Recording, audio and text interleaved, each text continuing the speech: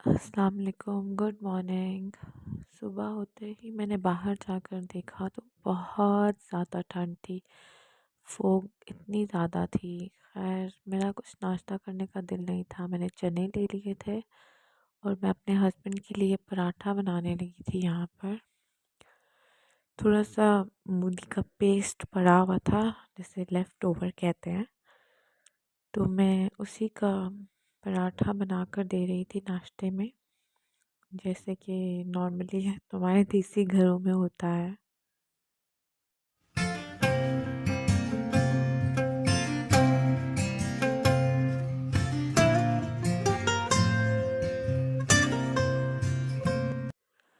अच्छा, मैं मूली का जो पराठा है वो इस तरह से कुछ बनाती हूँ कि 2 पेड़े कर लेती हूँ छोटे से, और फिर उनको हाथ से ही बेल कर, तो मैं जो है उसको डबल रोटी की तरह ऊपर नीचे सैंडविच बनाकर उसको अच्छे से बंद करके साइड से, और फिर उसको बेल लेती हूँ। मतलब मुझे पर्सनली ये तरीका ज़्यादा इजी लगता है रोटी बनाने का, पराठा बनाने का, मूली का, आलू का, व्हाटएवर इस तरह का पराठा हो, वो मुझे इसी तरह बनाना इजी लगता है। और भी बहुत से तरीके होते हैं, जैसे कि गोल पेड़ा बना के उसके अंदर पेस्ट फिल करके उसको साइड से उठा के बंद कर देने का, लेकिन वो थोड़ा मुश्किल हो जाता है क्योंकि अक्सर उसकी रोटी फट जाती है। फट तो इसकी भी जाती है, लेकिन वो ज़रा ज़्यादा ठीक नहीं बनती। पराठा जो है वो इस तरह का ज़रा ब्राउन और ज़रा क्रिस्पी अच्छा लगता है। उसके साथ चाय हो और फिर पराठा हो तो क्या ही बात है। अंडा पराठा भी नाश्ते में बहुत अच्छा लगता है। मैं अपने हस्बैंड का नाश्ता बनाकर फ्री हो गई, तो फिर मैंने सोचा अपने बच्चों के लिए भी नाश्ता बना लूँ। वैसे तो वो कुछ ख़ास खाते नहीं हैं, लेकिन ये मीठा अंडा है जिसमें मैं सिर्फ सिंपल इसी तरीके से बनाती हूँ। अंडे के अंदर शुगर ऐड करके उसे अच्छे से फेंट कर, तो मैंने ऊपर देसी घी डाला। देसी घी में इसका फ्लेवर जो है वो और इन्हांस हो जाता है इस वजह से, और इसको मतलब कि अच्छे से मिक्स करके बना दिया। बस अच्छे से पका लेती हूँ, क्योंकि जब शुगर मेल्ट होती है ना तो वो अपना ही एक वाटर छोड़ती है, एक पानी निकलता है उससे ही। खैर अब मैं यहाँ फ्री हो गई तो मैं थोड़ा सा फ़ोन स्क्रॉल करने लग गई, और ये वीडियोस मैं अक्सर देखती रहती हूँ, हॉरर स्टोरीज़। तो मैंने ये स्टोरी चेक की सुबह नाश्ता करते करते, जो कि मेरे बच्चे कर रहे थे और मैं उनको देख रही थी, यही मेरा नाश्ता है। खैर उसके बाद मैंने थोड़ी सी क्लीनिंग की और फिर मैं दोपहर के खाने की तैयारी में लग गई, जो कि मैं बिरयानी बना रही थी। और बिरयानी बनाने के लिए प्याज काटने का इतना लंबा प्रोसीजर होता है ना, मतलब कि दम वाली बिरयानी, तय वाली बिरयानी जो होती है उसमें प्याज तो बहुत ही ज़्यादा डलते हैं। सो वो भी काटना एक पूरा का पूरा टास्क होता है। पहले सब्जियों को तैयार कर लो। मैं तो बिरयानी जब भी बनाने लगती हूँ तो सारे जो वेजिटेबल्स हैं उनको पहले ही काट लेती हूँ, इससे बहुत ही कन्वीनियंट हो जाता है। और इसके साथ साथ मेरे किचन का गंद भी आप देख सकते हैं, जो कि मुझे क्लीन करना है। खैर मैंने ये सारा मसाला लगाया है। मैं चिकन टिक्का बिरयानी बना रही थी, सो मैंने चिकन को मसाला लगाया, उसके बाद ये सब रेडी किया। खैर इसकी रेसिपी आपको मेरे चैनल पे मिल जाएगी। बहुत ही फास्टली फास्टली मैं आपको यहाँ पर दिखा रही हूँ रेसिपी, आप देख सकते हैं मेरे चैनल पर।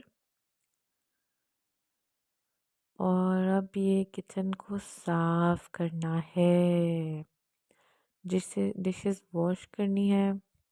उससे पहले मैंने सोचा कि मैं जो बर्तन फ्रिज में पड़े हुए हैं ना उनको खाली कर लूँ, और फिर मैं डिशेस को वॉश करूँगी। तब तक मैं इनमें थोड़ा सा पानी डालकर भिगो दिया, और मैंने जैसे ही बर्तनों को साबुन लगाया है तो जी पानी साहब चले गए हैं। एक तो मसला यहाँ पर हमारे ये भी है कि पानी की मर्ज़ी है और जी अ, गैस की भी मर्ज़ी है। अच्छा, ये कॉर्नर मेरे घर का एक कॉर्नर बहुत ही ज़्यादा मेसी है, तो मैंने अभी इसको साफ़ करना है, मगर मुझे इसकी मोटिवेशन नहीं मिल रही है, और मैं ये जो विटामिन्स के टैबलेट्स हैं कैक 1000+, ये लाज़मी लेती हूँ। एक दिन छोड़कर एक दिन या हफ़्ते में 1 आध दिन तो लाज़मी ही लेती हूँ। इससे जो है मुझे बहुत एनर्जी मिलती है और बाकी सारे काम भी साथ-साथ ही होते हैं। जैसे कि अब ये मेरा रूम है, ये एक हिसाब से मेरा स्टोर रूम है और इसमें मैं कबर्ड में से एक बुक तलाश करने जा रही थी, जो कि मैंने यहाँ रखी थी और ये रही वो बुक, लोगों को सोचने दो। मैंने ये बुक जो है दराज से बाय की है और मुझे काफ़ी अच्छे प्राइस पे मिल गई थी ये बुक।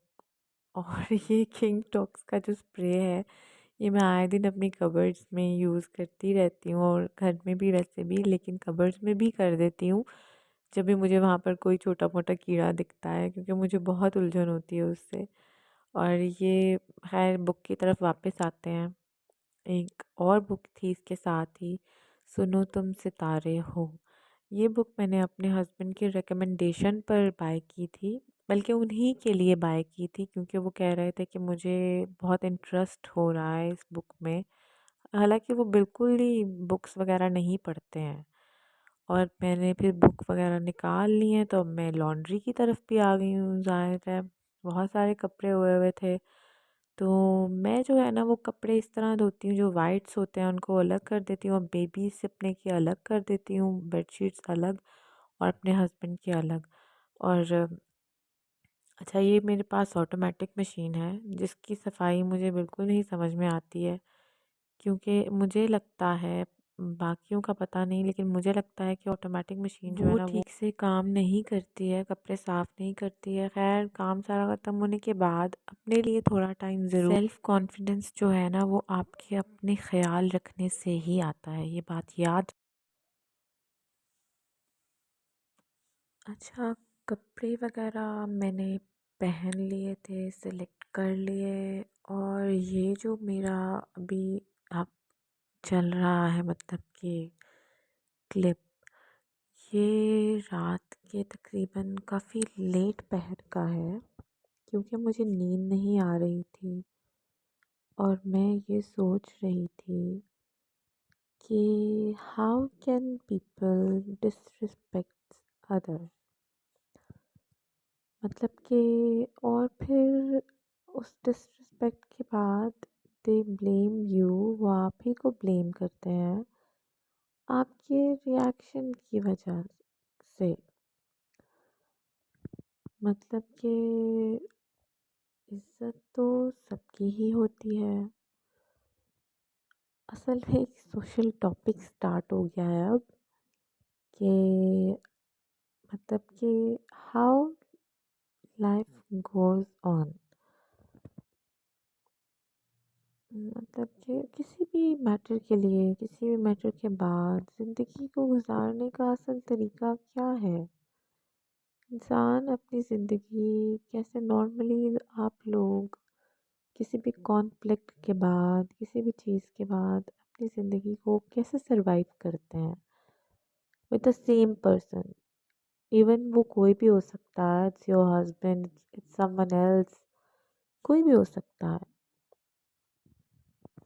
किस तरह से, मतलब कि मैं आज तक नहीं समझ पाई, मैं बहुत से लोगों से जब भी मिलती हूँ, मतलब they treat me like this, के दे आई फील इट कि वो बहुत ही एरोगेंट हैं या बहुत ही ज़्यादा अपने आप को कुछ मतलब एक्स्ट्राऑर्डिनरी समझ रहे हैं, इवन दो के इतना बुरा रवैया इख्तियार करने के बाद भी। सो लेकिन मुझसे ऐसा नहीं होता है, आई कांट डू दैट। और मैं इस वक्त ये वाला बात, मतलब टॉपिक इसीलिए डिस्कस कर रही हूँ कि मैं यही सोच रही थी, तो मैंने सोचा कि मैं आप लोगों से भी ये बात शेयर करूँ कि किसी भी कॉन्फ्लिक्ट के बाद उस इंसान के साथ फिर भी अगर हम अच्छा रवैया इख्तियार करते हैं, तो what is the impact of us. मतलब कि ज़िंदगी गुजारने के लिए हमें बहुत सारा सुकून चाहिए होता है, और मेरे ख़्याल में आपको कभी भी किसी का सुकून जो है उसे बर्बाद नहीं करना चाहिए। इवन कि मेरे ख़्याल में क्या, हर इंसान ही यही चाहता है, लेकिन सब हमेशा किसी और के बारे में नहीं सोचते। और एक बात और मैं आपसे कहना चाहती हूँ कि हर इंसान आपकी सोच के मुताबिक नहीं चलता है। हर इंसान आपके दिल के मुताबिक नहीं करता है। हर इंसान अपनी सोच और अपने दिल के मुताबिक चलता है। Never expect anything from anyone. लेकिन फिर यहाँ पर ये बात आती है कि एक्सपेक्टेशंस जो हैं वो आप लगाते नहीं हैं, वो एक अलग ही मामला है जो कि हो जाता है। एम आई राइट और रॉन्ग? मतलब प्लीज़ मुझे ज़रूर बताइएगा कमेंट्स में कि आप क्या सोचते हैं कि ज़िंदगी गुजारने के लिए what kind of behaviour towards other, मतलब कि टुवर्ड्स अदर्स क्या बिहेवियर आप एक्सपेक्ट, मतलब क्या आप दूसरों से जब आप कुछ भी एक्सपेक्ट कर रहे होते हैं या नहीं कर रहे होते हैं, या कोई आपको बहुत बहुत बहुत ही बुरे से ट्रीट करता है और आप फिर भी उनके साथ अच्छे से ट्रीट करते हैं उन्हें, तो वो उसका क्या इम्पैक्ट फिर होता है आपकी लाइफ में। मतलब वो शायद ये समझने लगते हैं कि आप के साथ उन्होंने जो भी किया है उससे उन्हें कोई फ़र्क नहीं पड़ता, और वो सिर्फ और सिर्फ यही सोच रहे होते हैं कि they are they are willing to do anything with anyone. But ये सच नहीं है। ना ही ऐसा होना चाहिए किसी के भी साथ, और ना ही किसी को भी ये इख्तियार होना चाहिए टू स्पॉइल्स एनीवन लाइफ। मतलब कोई भी हो, कोई भी हो सकता है। और ये बहुत ही ज़्यादा मतलब लंबा टॉपिक हो गया है, बहुत लंबी बात हो गई है, पर उम्मीद करती हूँ कि आप ये मेरा व्लॉग बिल्कुल एंड तक ज़रूर देखेंगे और मुझे बताएंगे भी कि सोशल इश्यूज़, मतलब कि में से एक ये भी बहुत बड़ा इशू है कि कुछ लोग ऐसे होते हैं, जैसे कि मैं अपनी ही बात करूं तो मैं किसी भी इंसान के साथ, जब मेरे साथ किसी ने बहुत बुरा किया हो, मतलब मैं यही सोच कर ही ये बात कर रही हूँ कि मेरे साथ उस इंसान ने बहुत बुरा किया हो। कोई इंडिविजुअल भी हो सकता है और बहुत सारे लोग मिलकर भी हो सकते हैं, मगर जब वो मुझसे मिलते हैं तो मैं, मतलब कि मैं उन्हें बहुत अच्छे से ही मिलती हूँ, और मैं ये समझ नहीं पा रही कि क्या ये सही है। मतलब कि सही से मुराद ये कि I even didn't realise them कि उन्होंने मेरे साथ बहुत गलत किया है। और बहुत गलत से मुराद ये कि बहुत ही तकलीफ़ दह बातें, बहुत ही तकलीफ़ दह अमल। और दुनिया में बहुत से लोग हर हर तरह के, हर रंग के, हर शख्सियत के बहुत से इस तरह के अमाल से गुज़रते हैं जिससे उन्हें बहुत तकलीफ़ होती है। असल में बात करने का ये मकसद है कि आपकी नज़र में फिर से उन लोगों को क्या आपको तकलीफ़ देने का मौका देना चाहिए? क्या आप या मैं, हम इतने फालतू है कि हम लोग अपने आप को बार बार किसी को भी तकलीफ़ देने का, डिसरिस्पेक्ट करने का मौका देते हैं और फिर से वो इंसान फिर से वही सब ही करते हैं। मतलब कि वो भी ऐसे हैं कि वो भी नहीं आपकी मतलब समझते कि आपने मतलब आप कितने अच्छे हैं उनके साथ। बहुत लंबी बात हो गई है, मुझे प्लीज़ ज़रूर बताइएगा और ख़ुद से भी ये सवाल ज़रूर करिएगा कि क्या वाक़ई ही आप या मैं या हमारे बच्चे या कोई भी ऐसे इंसानों से बार बार डिसरिस्पेक्ट होना, उन्हें बार बार मौका देना चाहिए? ये मेरा सवाल है एक। थैंक यू और अपना ख्याल रखें और अल्लाह ताला दिलों की और नियतों के हाल जानता है बिलाशुबा। सो अपनी नियतों को ऐसा रखें कि अल्लाह ताला के आगे आपको शर्मिंदा ना होना पड़े कभी भी। गुड नाइट, अल्लाह हाफ़िज़।